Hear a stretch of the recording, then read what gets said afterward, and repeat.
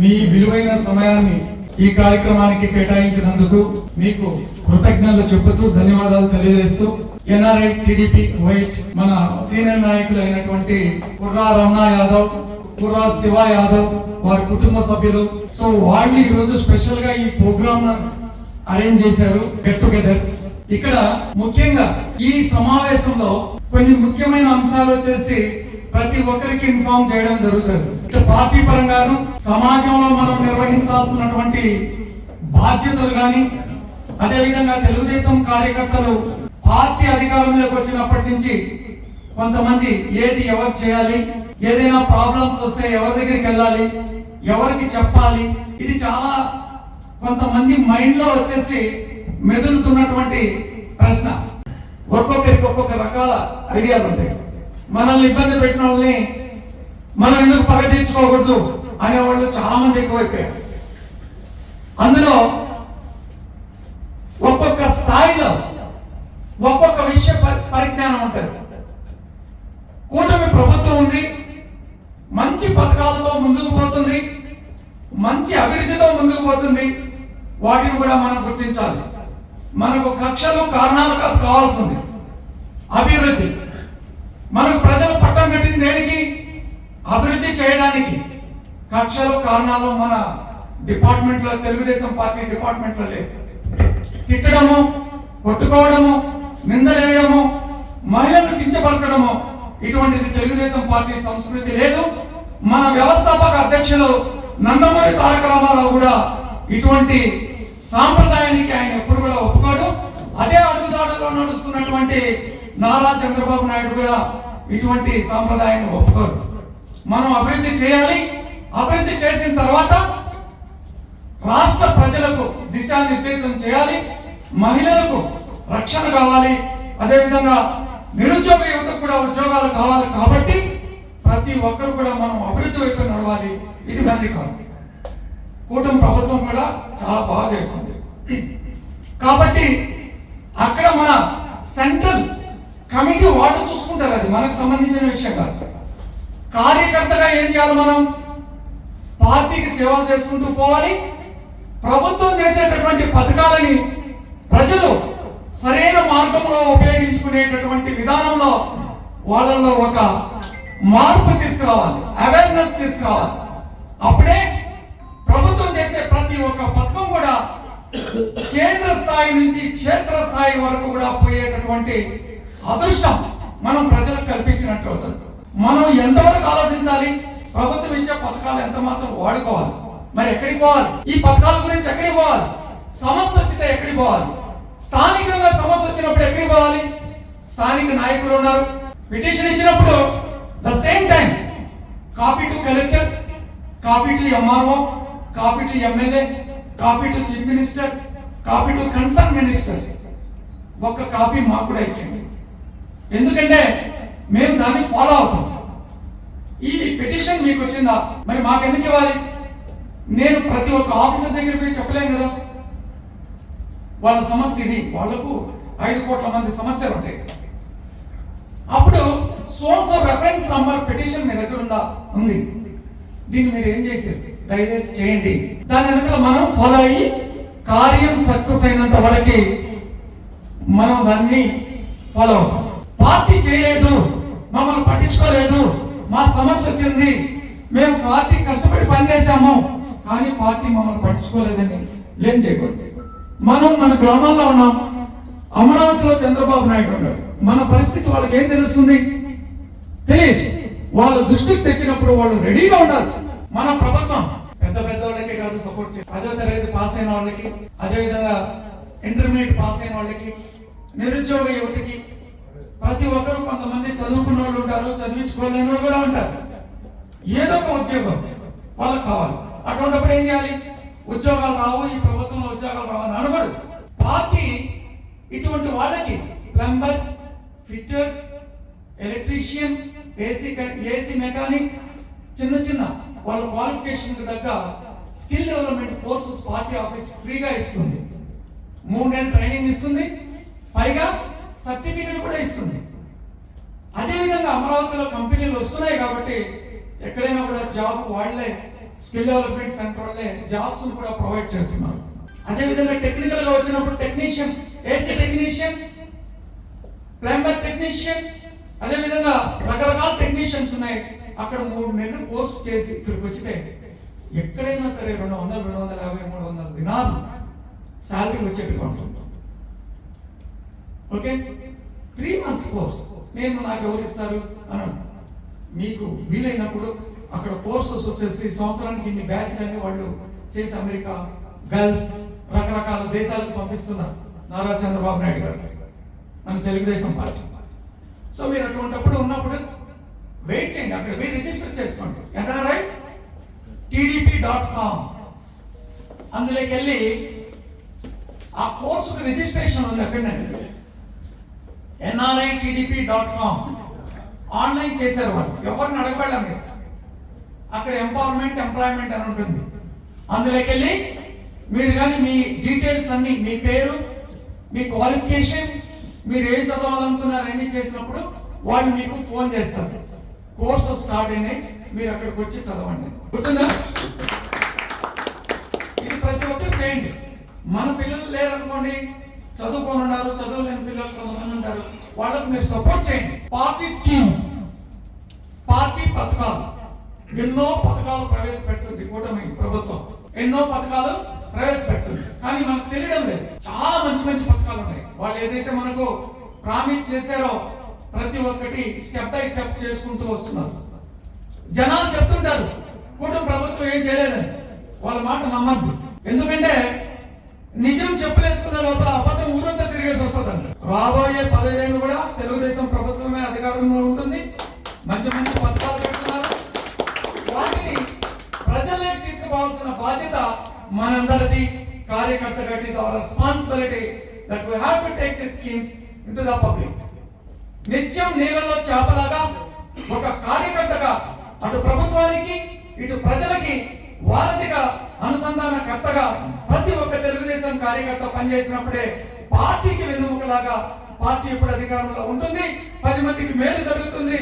దానివల్ల ఎంతో మంది హరిజన, గిరిజన, బలహీన, బడుగు, మైనారిటీ, మహిళా వర్గాలు కూడా బాగుపడతాయి, అభివృద్ధి చెందుతారు, రాష్ట్రం కూడా అభివృద్ధి చెందుతుందని ఈ సభాముఖంగా మీకు నేను ప్రతి ఒక్కరికి మనవి చేస్తున్నాను.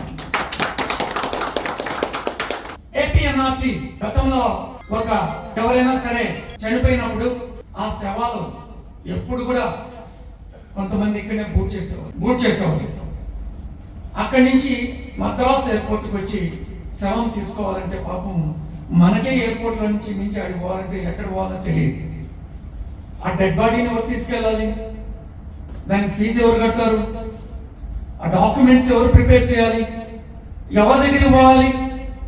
ఆంధ్రాలో ఉందా ఇంటర్నేషనల్ ఎయిర్పోర్ట్ అక్కడ అంతకుముందు? అటువంటిప్పుడు ఏం చేయాలి? తమిళనాడుకి వెళ్ళాలి. ఆ భాష మనకు వాళ్ళకు రాదు, వాళ్ళ భాష మనకు రాదు. సో ఏం చేసేవాళ్ళు? పడేసేయండి, ఇసుకలోనో ఏమో సరే ఇక్కడనే దహన సంస్కారాలు చేయండి అనేవాళ్ళు. దీన్ని ఇక్కడ ఉన్నటువంటి మన తెలుగు సంఘాలు, చాలా మంది నాయకులు, కార్యకర్తలు ప్రతి ఒక్కరు కూడా వాళ్లకు తోచిన విధంగా పార్టీ దృష్టికి తీసుకెళ్ళాము. అక్కడికి పరిస్థితి ఇట్లా ఉంది, దీనికి మార్గం ఏంటి? మా వల్ల ఇంటికి డబ్బులు పంపించినప్పుడల్లా అది ప్రభుత్వానికి రెమిటెన్స్ ఆదాయం ఉంటుంది కదా, మీరు ఎన్ఆర్ఐకి ఏదో ఒకటి చేయాలని చెప్పేసి చంద్రబాబు నాయుడు గారిని రిక్వెస్ట్ చేశాం. సానుకూలంగా స్పందించారు. ఏపీఎన్ఆర్టీఎస్ అనే ఒక సంస్థను ఏర్పాటు చేశారు 2014లో. దానికి ప్రెసిడెంట్ని పెట్టారు, కోఆర్డినేటర్స్ పెట్టారు, ప్రతి ఒక్కరు కూడా సేవలు అందించారు. ఇక్కడి నుంచి ప్రమాదవశాత్తుగా జరిగినటువంటి వారిని కూడా అక్కడికి పంపించి వాళ్ళకు ఇన్సూరెన్స్ ఇప్పించి దహన సంస్కారాలు కూడా డబ్బులు ఇప్పించి ఆంధ్రప్రదేశ్ నుంచి మెడ్రాస్ ఎయిర్పోర్ట్ వరకు అంబులెన్స్ కూడా వచ్చింది. ఆ అంబులెన్స్ లో వాళ్ళు తీసుకెళ్లి వాళ్ళ ఇంటి దగ్గరికి వచ్చి 5,000, 10,000 ఎక్స్ట్రా ఇచ్చేసి ఆ కార్యక్రమాన్ని ముగించేవాళ్ళు. ఇక్కడికి వచ్చే ప్రతి ఒక్కరు కూడా మహిళలైతే సెలూన్ వర్క్ నేర్చుకోండి. కద్దామాగా రావడం కంటే సెలూన్ వర్క్ నేర్చుకొని 2-3 నెలలు కోర్సు చేస్తే చాలు. వాళ్ళు వాళ్ళ శక్తిని బట్టి 300 నుంచి 1,000 వరకు జీతాలు సంపాదించుకోవచ్చు. అదే మిగతా ప్లేసులు అయితే మహిళలంటే మన ఆంధ్ర సాంప్రదాయ ప్రకారం వాళ్ళు ఎక్కువగా ఇష్టపడరు పని చేయించడానికి. ఇక్కడ ఏంటంటే లేడీసే ఉంటారు కాబట్టి సెలూన్లో ఇన్కమ్ వస్తుంది, సెక్యూరిటీ ఉంటుంది, జాబ్ సెక్యూరిటీ కూడా ఉంటుంది, ఫ్యామిలీ అభివృద్ధి చెందుతుంది, పిల్లలు కూడా అభివృద్ధి చెందుతారు. No problem. కష్టపడి డబ్బు సంపాదించే కుటుంబాన్ని ఉన్నత స్థానంలో పిల్లల్ని, డాక్టర్ని, ఇంజనీర్స్ ని, కలెక్టర్స్ కూడా చదివించిన వాళ్ళు ఉంటారు. వాళ్ళందరికీ కూడా మనం సపరేట్ గా ప్రత్యేకంగా ధన్యవాదాలు తెలియాలి. మహిళలకు ఎంతోమంది మన కుర్ర రమణ ఉన్నాడు, ఎంతో మంది వచ్చారు, 70 దాదాపు 150 మందిని పైగా వాళ్ళు పనిలో పెడతా ఉంటారు. సుబ్బరాజు కానీ వీళ్ళందరూ. Next pensions. కొంతమంది గ్రామంలో పెన్షన్స్ రావు అట్లా ఇట్లా అంటున్నారు. ప్రతి ఒక్కరికి కూడా పెన్షన్ వస్తుంది. అసలు పెన్షన్ స్టార్ట్ చేసింది మన ప్రభుత్వమే, నందమూరి తారక రామారావు గారు. ఈ రోజు ఏ స్టేజ్కి వెళ్ళింది? దాదాపు 4,000 వరకు వెళ్ళింది. ప్రభుత్వం ప్రమాణ స్వీకారం చేయకముందు నుంచి పెన్షన్ ఇచ్చిన ఘనత మనది. అంతా ఎగేసి ఇచ్చాం, ఒక్కసారి ఇచ్చాం, విడతలు వేయలేదు. ఈ రోజు దాన్ని కంటిన్యూ చేస్తున్నాం. 1వ తేదీ ఆదివారం అయితే 30వ తేదీ కానీ 31వ తేదీ కానీ పెన్షన్ ఇస్తున్నాం. కాబట్టి ప్రతి ఒక్కరికి కూడా అటువంటి వాళ్ళు అర్హులుగా ఎవరైతే లబ్ధిదారులు ఉంటారో ప్రతి ఒక్కరికి కూడా పెన్షన్ ఏర్పాటు చేసే బాధ్యత లోకల్ నాయకులు తీసుకుంటున్నారు. వాళ్ళు ఒకవేళ చేయలేనప్పుడు పెన్షన్ ఖర్చు పెట్టండి. ఎవరైనా మాలాంటి చేతికి ఇచ్చినప్పుడు కూడా ఖచ్చితంగా ట్రై చేస్తాం. అధిష్టానం దృష్టికి తీసుకెళ్తాం. సోన్సో జిల్లాలో మండలంలో ఈ విధంగా జరుగుతుంది కాబట్టి దయచేసి వాళ్ళకి హెల్ప్ చేయండి అని రిక్వెస్ట్ చేస్తున్నాం. వాళ్ళ పని అయినంత వరకు మనం పార్టీ ఆఫీస్ కానీ ఉన్నాం, ప్రభుత్వం దగ్గర ఉన్నాం. మనం పని చేయించుకోవాలంటే వాళ్ళు చేయమని లేదు, వాళ్ళు రెడీగా ఉన్నారు చేసేదాన్ని. వాళ్ళ టైం అంతా వదిలేసి వచ్చి ప్రజల దగ్గర నుంచి ఫిర్యాదులు స్వీకరించి వాటిని సాల్వ్ చేస్తున్నారు. ఈరోజు దావోస్కి వెళ్ళారు ప్రతి ఒక్కరు కూడా. చంద్రబాబు వెళ్ళారు, మన లోకేష్ వెళ్ళాడు, రేవంత్ రెడ్డి గారు వెళ్ళారు, తెలుగు రాష్ట్రాల ముఖ్యమంత్రులు అందరూ కూడా దావోస్లో ఉన్నారు. కారణం ఏంటి? వాళ్ళు కూర్చుంటే ముఖ్యమంత్రి పదవి కొనసాగదా? ఎంప్లాయ్మెంట్ క్రియేషన్ అనేది మెయిన్ ఇంపార్టెంట్. దాన్ని క్రియేట్ చేస్తున్నారు. త్వరలో మీరు చూస్తారు అభివృద్ధి కూడా. దానికి కూడా ఇంతకుముందు ఎట్లుండింది, ఇప్పుడు డెవలప్ అవుతుంది, కంపెనీలు వస్తున్నాయి. ఇప్పుడు మనం ఒక 5 సెంట్లు ఇల్లు కొనుక్కోవాలి. ఏం చేస్తాం మనం? ఎక్కడంటే అక్కడ కొందామా? సంపాదించిన డబ్బులు దుప్పటి ఆడేసి రాండి ఎత్తుకోమోదని చెప్తామా? డెవలప్ ఏరియాలో తీసుకుంటాం. ఎందుకు? ఫ్యూచర్లో మెంబర్షిప్. మరి ఏంటి సభ్యత్వం వల్ల ప్రయోజనం? మీరు ఇక్కడ కష్టపడతారు, కష్టపడిన తర్వాత తెలుగుదేశం పార్టీ నన్ను పట్టించుకోలేదంటారు. మీరు ఇక్కడ ఉండేది చంద్రబాబు నాయుడుకి ఏం తెలుసా? ఇంతమంది వచ్చినా అంటారు. మీకు ఇక్కడ కష్టం ఉందని చంద్రబాబు తెలుసా? తెలియదు. అదే దాంట్లో మెంబర్ అయినప్పుడు ఏముంటుంది? నేను పార్టీకి కష్టపడ్డాను, నీ మెంబర్షిప్ ఐడి ఏంటి? ఇది. Okay, number 1. నాకు ఈ కష్టం ఉందంటే ఇమీడియట్లీ కన్సర్న్ డిస్ట్రిక్ట్ కలెక్టర్స్ కానీ ఎస్పీస్ కానీ లేదా పార్లమెంట్ నియోజకవర్గపు ఇన్ఛార్జీలకు కానీ టాప్ టు బాటం వచ్చేసి ఆ వర్కౌట్ అన్ని చేయడం జరుగుతుంది. ఓకేనా? నెక్స్ట్ ఇంకోటి మెంబర్షిప్ లో బెనిఫిట్ ఏంటంటే ఇన్ కేస్ అనుకోని దుర్ఘటనలు ఏదైనా జరిగినప్పుడు 5 లక్షలు ఇన్సూరెన్స్ పాలసీ ఉంది. దాంట్లో అన్ని మంచి జరగాలనుకుంటాం. ఇన్ కేస్ 5 లక్షలు పాలసీ ఉంది. సో ప్రతి ఒక్కరు కూడా మెంబర్షిప్ చేసుకోండి. నెక్స్ట్ వచ్చేసి ప్రాబ్లమ్స్. ప్రతి ఒక్కరికి ప్రాబ్లమ్స్ లేని వాళ్ళు ఎవరు ఉండరు. దానికి సొల్యూషన్ ఆ టైం వచ్చినప్పుడు ఆవేశపడడం కాదు, ఆవేశంలో తీసుకునే నిర్ణయాలకు అర్థాలు ఉండవు. చాలా సమన్వయం పాటించి ఆచి తూచి ప్రాబ్లంని ఎలా ముందుకు తీసుకెళ్ళాలి, ఎలా దాన్ని సాల్వ్ చేసుకోవాలి. కార్య సాధన చేసిన వాడే కార్యకర్త అవుతాడే కానీ కార్యసాధన చేయనివాడు కార్యకర్త ఎట్లా అవుతాడు? నేను తెలుగుదేశం కండవా కట్టుకున్నాను, చిన్న ప్రాబ్లమ్స్ క్రియేట్ సాల్వ్ చేయలేనప్పుడు ఎవరు నమ్ముతాడు? ఎవరైనా నమ్ముతారా? మనం పెట్టలేకపోయినా పెట్టి ఇళ్ళన్నా చూపించాలి. నేను చేయలేకపోతున్నాను, పలానా దగ్గర పోవాడు చేస్తాడు. ఓకే, ఆవేశపడదు. ప్రతి తెలుగుదేశం కార్యకర్తకు సేవ చేసేదానికి తెలుగుదేశం పార్టీ పుట్టింది. వాళ్ళ కోసం కాదు, పేదల కోసం పుట్టిన పార్టీ. పేదల ఆవేశంలో, కార్మికుల ఆవేశం నుంచి పుట్టిన పార్టీ. పేద ప్రజల కష్ట నిష్ఠూరాలను చూసిన వ్యక్తి, జోలి పట్టుకొని ఆయన ముఖ్యమంత్రి కాకముందే ప్రజలకు సేవలు అందించినటువంటి ఒక గొప్ప మహానుభావుడు నందమూరి తారక రామారావు. ఈ విధంగా నేను ఫైనల్ గా చెప్పుకుంటా పోతుంటే చాంతాడంత ఉంటుంది. నేను చెప్పడం ఏంటంటే, సమస్య వచ్చినప్పుడు లోకల్ నాయకులకు కానీ, మీ ఫ్రెండ్స్ కానీ, ఎవరైనా తెలుగుదేశం పార్టీలో కొద్దిగా పార్టీ ఆఫీసులో టచ్లో ఉన్న వాళ్ళకి కానీ చెప్పడం కానీ ఇది చేసుకున్నప్పుడు ప్రాబ్లమ్స్ అనేవి సాల్వ్ అవుతాయి. పార్టీని ఎప్పుడు బ్లేమ్ చేయాలి. ఓకేనా? ఇన్ని అంశాలు చెప్పండి, ప్రజల్లో అవేర్నెస్ తీసుకురండి అని చెప్పి ఈ సమావేశాన్ని ఏర్పాటు చేసినటువంటి వాళ్ళు పురా రమణ యాదవ్ అండ్ మిస్టర్ పురా సభ్యులకి ప్రత్యేక ధన్యవాదాలు ప్రజల తరఫున తెలియజేస్తున్నాను. ఎందుకంటే ఇటువంటి అవేర్నెస్ కార్యక్రమాలు ఎన్నో చేయాలి, ప్రజల్లో ఒక చైతన్యం రావాలి. పోరాడితే పోయేదేం లేదు, బానిస సంఖ్యలని మన పెద్దలు చెప్పండి. ఏం కాదు, అందరం మనసులమే, ఎవరు పులిలు సింహాలు కాదు. కొంతమంది తెగేస్తా ఉంటారు, నేను కాబట్టి అంత ఒకటి పులిచర్మాలు కప్పుకున్న మేకలే. అర్థమైందా?